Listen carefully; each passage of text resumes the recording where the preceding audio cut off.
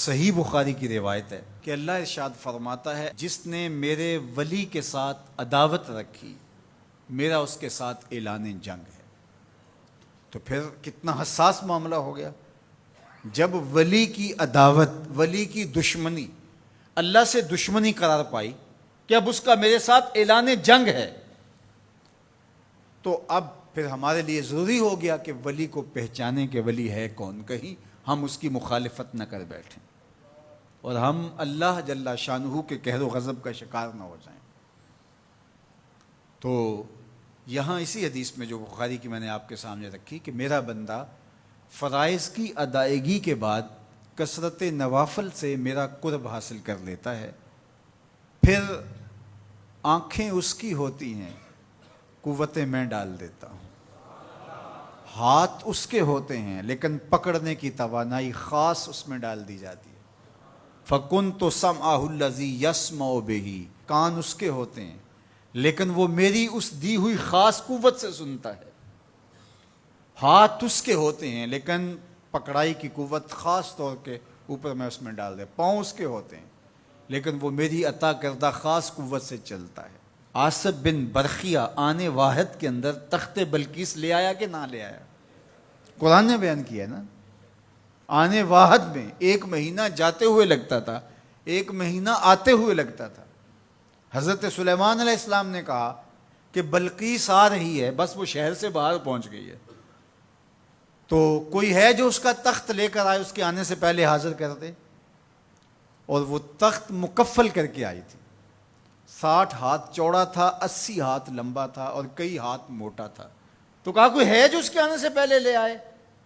قال عفریت من الجن، ایک جن کھڑا ہو گیا، کہا حضور میں لے آتا ہوں۔ کب لاؤ گے؟ کہا کہ مجلس برخاست ہونے سے پہلے پہلے تخت آ جائے گا۔ بڑی بات تھی، لیکن رسول اللہ نے کہا نہیں، مجھے اس سے بھی پہلے چاہیے۔ کیا شان ہے، پیغمبر تھے، کہا مجھے اس سے بھی پہلے چاہیے۔ تو پھر کیا ہوا؟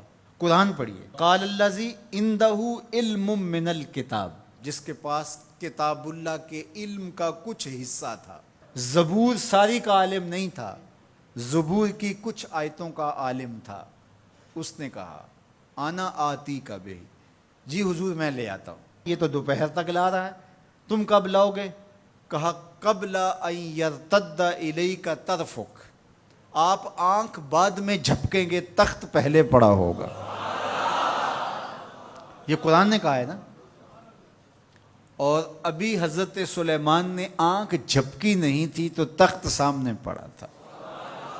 جب اس کو دیکھا تو بے ساختہ کا ھذا من فضل ربی، یہ میرے رب کا فضل ہے جس نے میری دہلیز کے ایک خادم کو یہ طاقت عطا کی ہے کہ 1 مہینے کی مسافت سے اتنا بڑا تخت آنے واحد میں آنکھ جھپکنے سے پہلے حاضر کر دیتا ہے۔ آنا آتی کا بے ہی، لفظ سنیے، آنا میں، آتی کا آتا ہوں، بے ہی اس کو ساتھ لے کے، یعنی میں ابھی گیا اور ابھی آیا اور تخت بھی لے آیا، اور وہ وہاں سے غائب بھی دکھائی نہیں دیا اور تخت بھی وہاں موجود تھا۔ اور حضرت سلیمان نے کہا کہ یہ میرے رب کا فضل ہے، اور اس کہانی کو میرے رب نے قرآن میں بیان فرمایا۔ جو کرامات پچھلے انبیاء علیہم السلام کی امتوں کے اولیاء کو حاصل تھیں، وہ اس امت کے اولیاء کو بھی حاصل ہو سکتی۔ جس طرح حضور نبیوں سے افضل ہیں، حضور کی امت باقی امتوں سے، اور حضور کی امت کے اولیاء باقی امتوں کے اولیاء سے افضل ہیں۔ تو جب ان کی یہ کرامت ہو سکتی ہے کہ آنے واحد میں تخت بلقیس لا سکتے ہیں، تو اگر اس امت کے کسی ولی کی ایسی کرامت بیان کی جائے تو اس میں طبیعت میں بے چینی کیوں پیدا ہو؟ یہ تو حضرت سلیمان کی امت کے ولی کو بھی اللہ کمال دیا ہے، تو محمد عربی کے غلام کو کیوں نہیں دے سکتا؟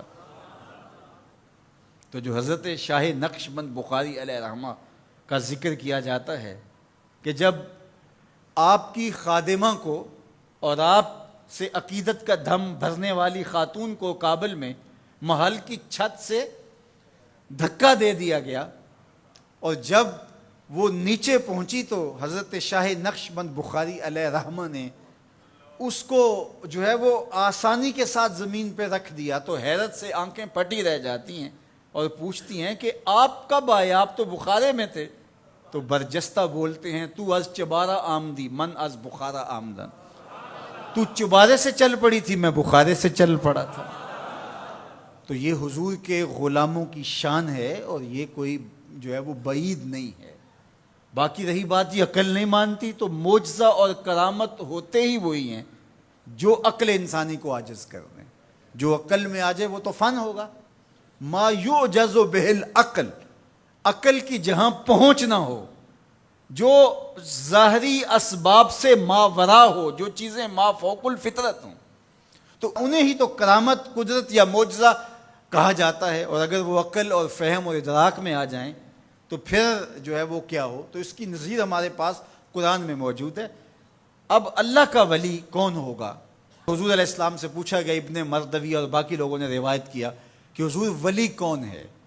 تو حضور علیہ السلام نے ارشاد فرمایا، اذا رؤوا ذکر اللہ، جس کو دیکھو خدا یاد آ جائے، جس کو دیکھنے سے رب یاد آ جائے، جس شخص کی صحبت میں بیٹھ کے رغبت دنیا کم ہو اور رغبت آخرت بڑھ جائے، اس کی صحبت غنیمت سب۔